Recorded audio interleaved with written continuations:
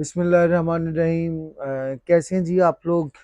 उम्मीद करता हूँ कि आप लोग ठीक ठाक होंगे।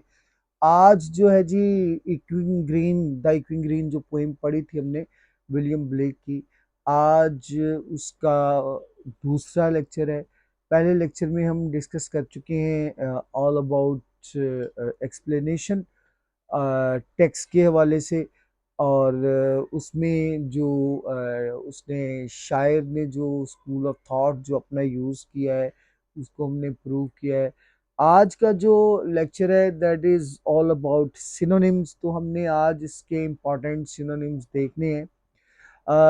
ये लेक्चर बड़ा आपके लिए कारआमद साबित हो सकता है अगर आप अपनी कॉपी और पेंसिल जो है वो निकाल लें, अपनी नोटबुक निकाल लें और नोट करना जो है वो शुरू करें। क्योंकि मैं यहाँ एक लफ्ज़ के जो है वो बहुत सारे सिनोनिम जो है वो बताऊंगा और आपसे भी पूछूंगा। तो ये एक अच्छी प्रैक्टिस होगी। आप लोगों से एक छोटी सी रिक्वेस्ट है कि जब आप इस लेक्चर को कंप्लीट देख लें तो उसके बाद इसके बारे में कमेंट ज़रूर करें कि सर ये बात बेहतर थी, हमें ये फ़ायदा हुआ है। ठीक है, तो काइंडली जो है कमेंट ज़रूर कीजिएगा। तो स्टार्ट करते हैं जी। The इक्विंग green. तो निकाल लिया जी अपनी नोटबुक और पेंसिल। जी, फर्स्ट लाइन है ऑन द इक्विंग ग्रीन। इक्विंग ग्रीन जो है ऑन द इक्विंग ग्रीन, इसमें इक्विंग जो है ये अंडरलाइन हो सकता है। ठीक है, तो ऑप्शन ए जो है वो resonating, option B quiet, bright और नन। तो आप भी सोचिए जरा इसके बारे में, इसका कौन सा जवाब हो सकता है। मैं रिपीट कर रहा हूँ, रेजोनेटिंग, क्वाइट, ब्राइट और नन। तो इक्विंग का मतलब होता है गूंजना, बजना। तो इसके जो करेक्ट ऑप्शन है वो है रेजोनेटिंग। इसी तरह मैं एक और इसकी जो है वो प्रैक्टिस के लिए और ऑप्शंस बोलता हूँ, नोट करें। टॉपिंग, हैंडलिंग, रीसाउंडिंग और एक्सपेंडिंग। दोबारा बोल रहा हूँ, टॉपिंग, हैंडलिंग, रीसाउंडिंग, एक्सपेंडिंग। तो इसका जी सही जवाब जो है वो है रीसाउंडिंग। ये मैं आपको इसलिए लिखने के लिए कह रहा हूँ क्योंकि आपके ये बाकायदा जो है इसके नोट्स तैयार हो जाएंगे। ठीक है, और आपको जो है मजीद किसी किस्म की कोई किताब जो है उसको पढ़ने की ज़रूरत नहीं है। आप इसको अगर अच्छी तरह देख लेते हैं, अच्छी तरह इसको नोट कर लेते हैं, तो ये ना सिर्फ आपकी एक अच्छी प्रैक्टिस होगी बल्कि आपकी जो स्टडीज़ है उसमें भी परफेक्शन आएगी। इसी तरह तीसरा भी लिखें जी, तीसरा लिखें जी।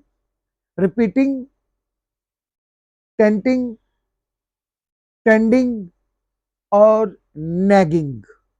रिपीट कर रहा हूं, रिपीटिंग, टेंटिंग, टेंडिंग और नैगिंग।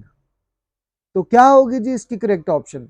जरा सोचें। हाँ, थोड़ा सा टाइम लें, जरूर सोचें जी। और उम्मीद है कि आपने टिक कर लिया होगा। तो इसकी ऑप्शंस हैं, ऑप्शन जो है करेक्ट ऑप्शन रिपीटिंग। हम सिनोनिम कर रहे हैं इस वक्त वर्ड इक्विंग के। इसी तरह नेक्स्ट और लिखें जी। डंपिंग, हंटिंग, रिमेंबरिंग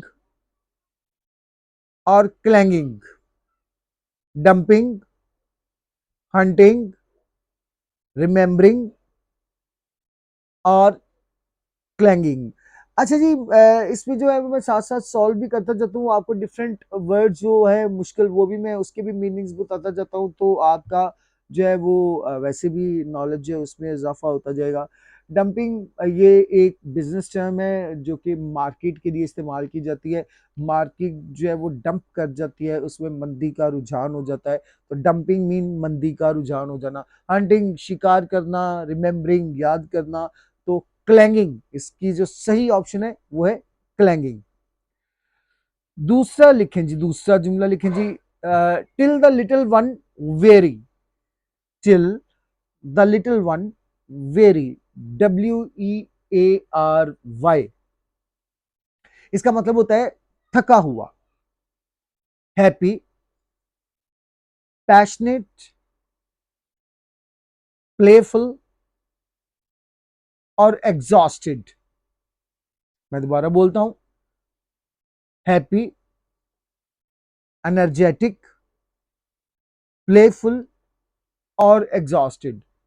तो जरा बताइएगा जी क्या ऑप्शन हो सकती है इसकी। एनर्जेटिक, तवानाई से भरपूर, प्लेफुल, खुशो खुर्रम। तो इसकी जो सही ऑप्शन है वो है एग्जॉस्टेड। मजीद लिखें, टायर्ड, ड्रेरी, प्रायर और उसके साथ आप लिखें हैवी। तो इसकी जो करेक्ट ऑप्शन है वो है टायर्ड। दोबारा एक और लिखें जी, fatigued, terrified, haunted, worn out. जी तो जनाब मैं रिपीट कर रहा हूं, fatigued, terrified, haunted and worn out. तो इसकी जो सही करेक्ट ऑप्शन है वो है फैटीग्ड, थका हुआ, टेरिफाइड, डरा हुआ। ठीक है, उसके बाद है जी, the sun does descend. The sun does descend, descend डूब जाना, गरूब होना।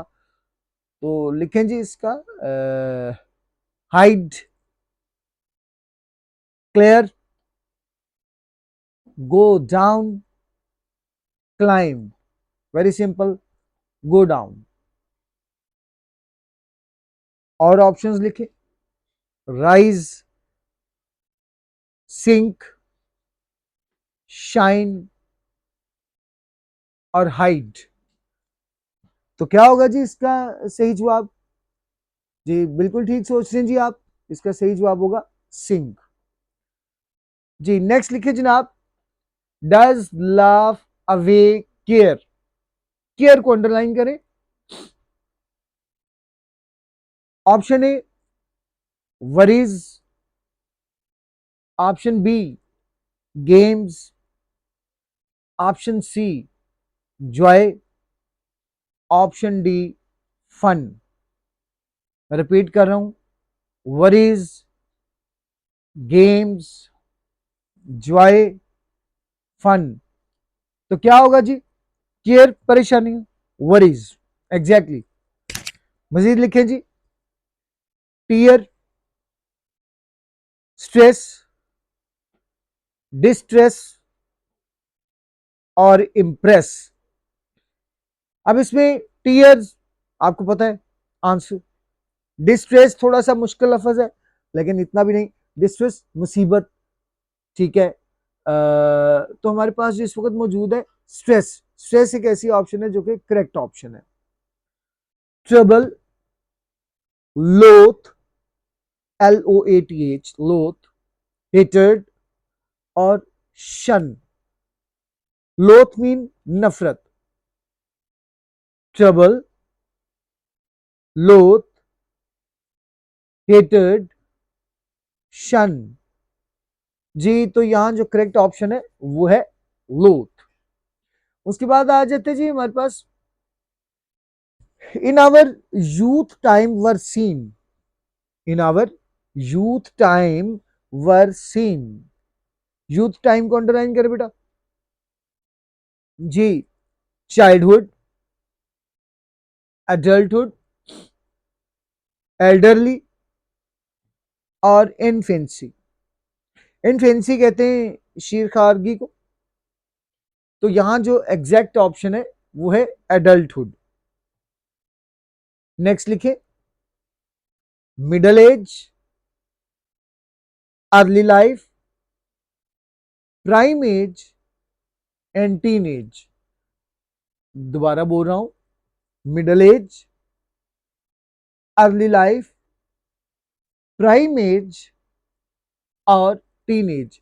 जी एग्जैक्टली आप ठीक सोच रहे हैं, टीन एज। नेक्स्ट लिखिए जी, young age, pink age, maturity, sinking age. तो इसका जो सही ऑप्शन है वो है यंग एज। नेक्स्ट लिखिए जी, while our sports shall be seen। Sports को अंडरलाइन करें, कर लिया जी आप लोगों ने। देखिए, जब तक आप किसी भी चीज के बारे में ज्यादा नहीं सोचते, जब उसकी ज्यादा से ज्यादा प्रैक्टिस नहीं करते, तो एग्जाम में आपके सक्सेसफुल होने के चांसेस जो है वो कम होते हैं। एमसीक्यूज जो है ये बेसिकली ज्यादा से ज्यादा प्रैक्टिस का नाम है, ठीक है। तो आपको चाहिए कि इसकी ज्यादा से ज्यादा प्रैक्टिस करें। तो मैं यहाँ अपने लेक्चर में आपके लिए मल्टीपल जो है वो सिनोनिम्स लेकर आया हूँ, ताकि आप लोगों को जो प्रॉब्लम होता है कि हमने फलां लफ्ज जो है उसका फलां सिनोनिम बुक में पढ़ा था, लेकिन जो पेपर है उसमें ये नहीं आया, तो मैं कोशिश कर रहा हूँ कि ज्यादा से ज्यादा सिनोनिम्स हैं उसके साथ आपको ये लेक्चर दूं, ताकि आपका ये प्रॉब्लम जो है वो सॉल्व हो सके। तो while our sports shall be seen, option A shades, option B races, option C turns, और ऑप्शन डी गेम्स। जी, तो क्या है जी इसका जवाब, ये आपने मुझे कमेंट में बताना है। Politics, athletics, transportation, crunch. Again बोल रहा हूं, पॉलिटिक्स, एथलेटिक्स, ट्रांसपोर्टेशन, क्रंच। इसका भी जो आप लोग जो है आप लोग मुझे बताएंगे जनाब, मुझे कमेंट करके। इसी का एक और प्रैक्टिस है, exercises, traces, jumbles, JUMBLES, jumbles, puzzles. तो ये मैंने स्पोर्ट्स के आपको बताए। ये तीन सिनोनिम होंगे जो कि एग्जैक्ट होंगे, तो आप लोगों ने वो तीनों जो है वो मुझे बताने हैं, कमेंट में बताइएगा, लाजमी बताइएगा जी। नेक्स्ट लिखिए, on the darkening green. Darkening को अंडरलाइन करें। ऑप्शन ए है dimming, option B glowing, option C brightening, और ऑप्शन डी लाइटनिंग। इसी तरह एक और बता रहा हूं, ट्रैपिंग, मेंडिंग, डिसेंडिंग, और creating. Trapping, mending, descending, creating. एक और बता रहा हूं जी, ब्राइटनिंग, शेडोइंग, ट्रिमिंग, और एंकरिंग। ब्राइटनिंग, शेडोइंग, ट्रिमिंग, और एंकरिंग। ये मैंने दो आपको सिनोनिम्स है वो पूछे हैं, एक तो मैंने स्पोर्ट्स के पूछे हैं और एक डार्कनिंग के। इन दोनों के आप लोगों ने मुझे कमेंट में बताना है, ठीक है जी। उसके बाद आ जाता है जी, the sun does rise. The sun does arise. Arise को अंडरलाइन करें। ऑप्शन ए है set, option B fall, option C rise, and option D none. अब राइज का मतलब होता है बुलंद होना, तो यहां क्या आएगा, राइज। नेक्स्ट लिखें, इसी के गियर, GEAR, अपीयर, डिलीवर, और रियर, REAR।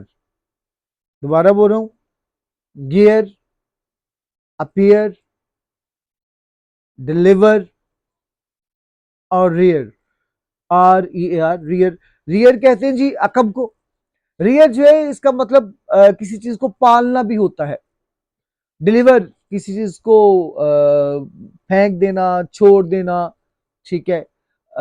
अपीयर नमूदार होना, तो यहां सही ऑप्शन जो है वो अपीयर ही है।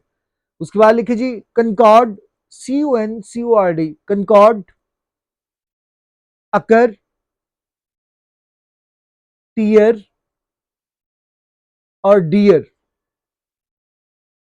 कंकॉर्ड, अब कंकॉर्ड का मतलब होता है हम मांगी, mutual understanding.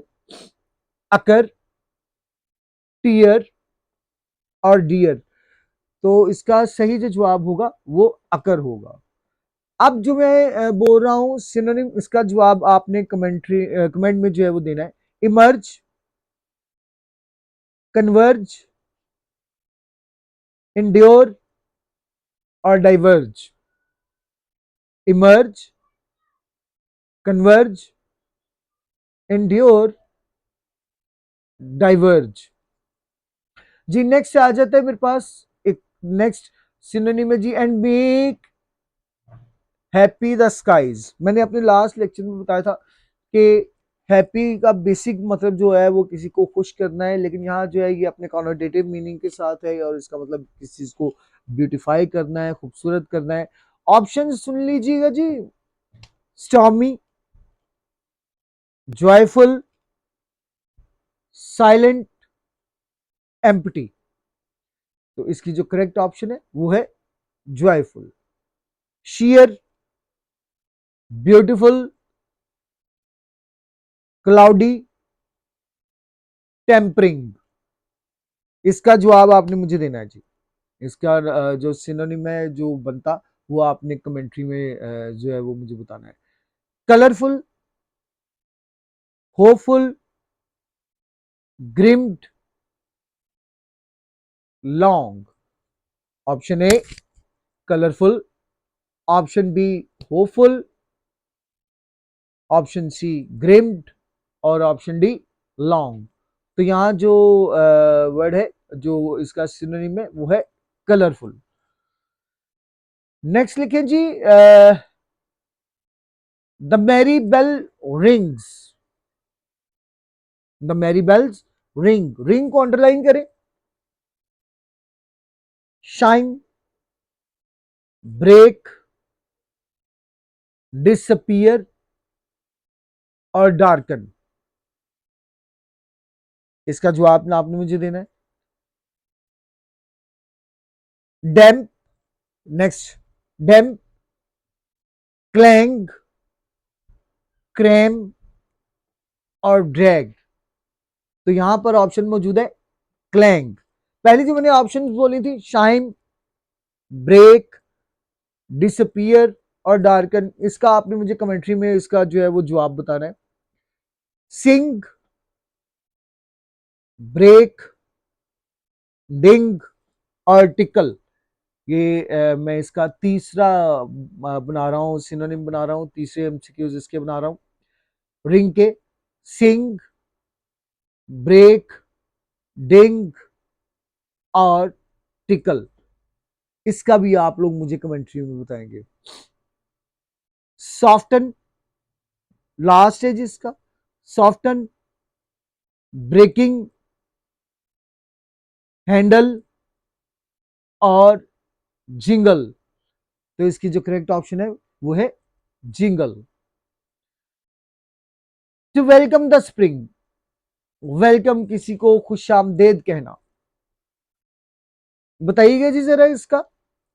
Reject, option A reject, option B greet, GREET, great, option C fear और ऑप्शन डी हाइड। तो क्या होगा जी इसका जवाब? एग्जैक्टली जी इसका जवाब होगा ग्रीट। एक और मैं इसके आप लोगों को बता रहा हूं, इसको भी जरा नोट करें जरा जल्दी से। क्लियर, टीयर, हेल और नन।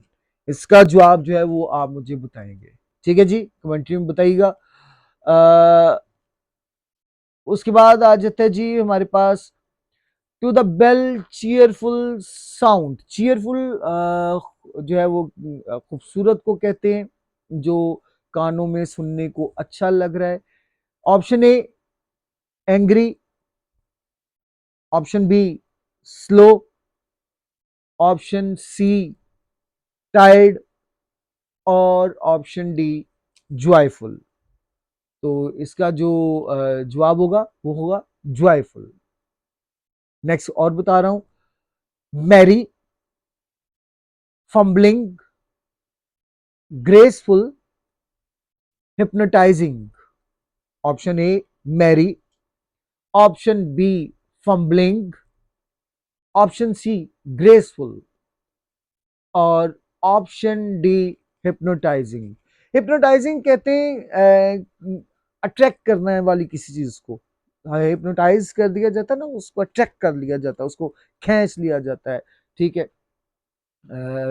फंबल, फंबल जरा थोड़ा सा मुश्किल लफ्ज है। अक्सर आप लोगों ने कमेंट्री में सुनते होंगे आपके बॉल फंबल कर गया, यानी कि वो उछल गया। फंबलिंग मीन उछल जाना। ठीक है। तो इसकी जो सही ऑप्शन है वो है मैरी। ऑप्शन नेक्स्ट बता रहा हूं, लेकिन इसको आप लोग सॉल्व करेंगे। ब्रेसिंग, कमांडिंग, जोवियल, JOVIAL और हेल्पफुल। जी तो स्टूडेंट्स, ये वो तमाम इंपॉर्टेंट सिनोनिम्स थे जो कि इस पोइम से मैंने निकाले हैं। आप लोगों को मैंने बताए हैं, इसकी प्रैक्टिस भी करवाई है। कुछ चीज़ें मैंने आप पर छोड़ दी हैं कि आप उसको उसके बारे में जानें और मुझे कमेंट में ज़रूर बताइएगा। ये जो मैंने कुछ चीज़ें छोड़ी हैं, इसका सिर्फ और सिर्फ एक पर्पज़ है कि चलें आपके अंदर लव फॉर लर्निंग जो है वो डेवलप हो जाए और आप किसी चीज़ को अगर आपको गेस भी करना पड़े तो आप उसको किस तरह सॉल्व करेंगे। उम्मीद है कि आपको आज का लेक्चर जो है वो काफ़ी पसंद आया होगा। कमेंट्स में ज़रूर बताइएगा। अल्लाह तबारक ताला की ज़ात आपको कामयाबी से नवाजे। दुआओं में याद रखिएगा। अल्लाह हाफिज़।